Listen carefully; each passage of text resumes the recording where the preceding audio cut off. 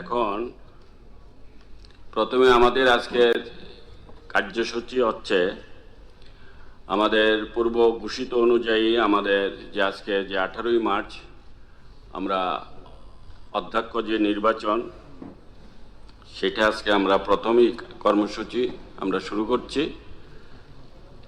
মাননীয় সদস্যগণ, আজ সবার প্রথম কার্যসূচি হলো ত্রিপুরা বিধানসভার অধ্যক্ষ নির্বাচন। এই বিষয়ে আপনাদের ইতিপূর্বে অবহিত করা হয়েছে। অধ্যক্ষ পদের জন্য মোট 3টি প্রস্তাব পাওয়া গেছে।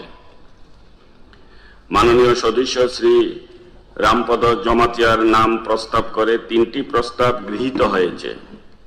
প্রস্তাবগুলির মধ্যে প্রথমটি দিয়েছেন প্রফেসর ডক্টর মানিক সাহা, মাননীয় মুখ্যমন্ত্রী, এবং প্রস্তাবটি সমর্থন করেছেন মাননীয় সদস্য শ্রীমতী স্বপ্না দাস পাল।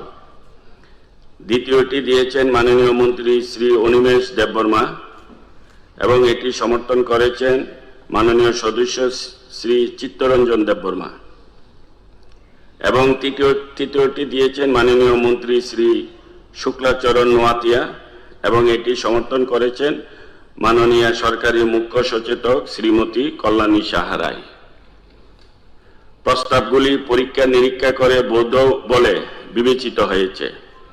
অতএব শুধুমাত্র মাননীয় সদস্য শ্রী রামপদ জমাতিয়া মহোদয়ের নামের প্রস্তাবই সবাই উত্থাপিত হবে।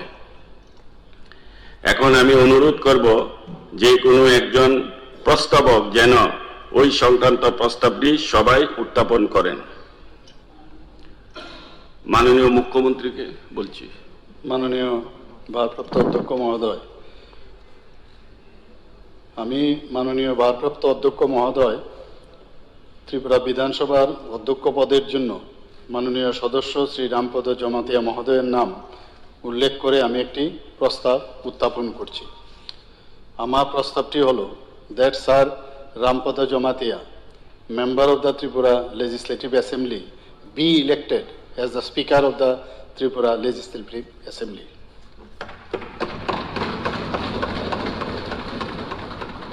মাননীয় সদস্যগণ, ত্রিপুরা বিধানসভার কার্য পরিচালন ও নিয়মাবলী বিধির 9(3) ধারা মোতাবেক মাননীয় সদস্য শ্রী রামপদ জমাতিয়া ত্রিপুরা বিধানসভার অধ্যক্ষ পদে বিনা প্রতিদ্বন্দ্বিতায় নির্বাচিত হয়েছেন বলে আমি ঘোষণা করছি। এখন আমি অত্যন্ত আনন্দের সাথে শ্রী রামপদ জমাতিয়া মহাশয়কে ত্রিপুরা বিধানসভার অধ্যক্ষ হিসেবে ওনার আসন গ্রহণ করার জন্য আমন্ত্রণ জানাচ্ছি।